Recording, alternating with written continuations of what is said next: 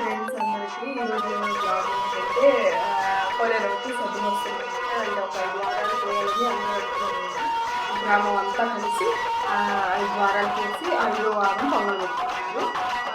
ఇప్పుడైతే 3వ వారం అనమాట. మేము 3 వారాల నుంచి సద్దులు వస్తాము. ముగ్గురు చూపిస్తాను ఎలా పోస్తారు సద్ది అంటే తెలిసిన వాళ్ళకి కాదు, తెలియని వాళ్ళకి చాలామంది సద్ది ఎలా పోస్తారండి అందుకోసం అనమాట చూపించేస్తాను.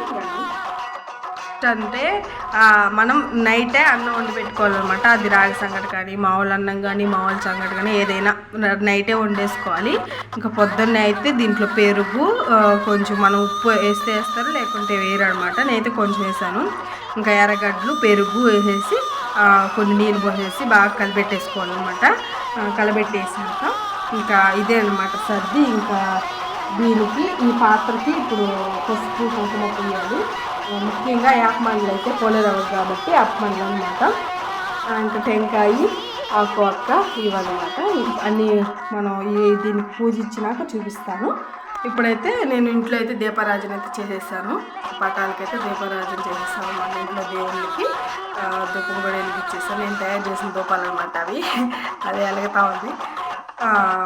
ఇంట్లో ఫస్ట్ దీపారాజన చేసుకొని తర్వాత అందరూ వస్తారు. అప్పుడు మనం కూడా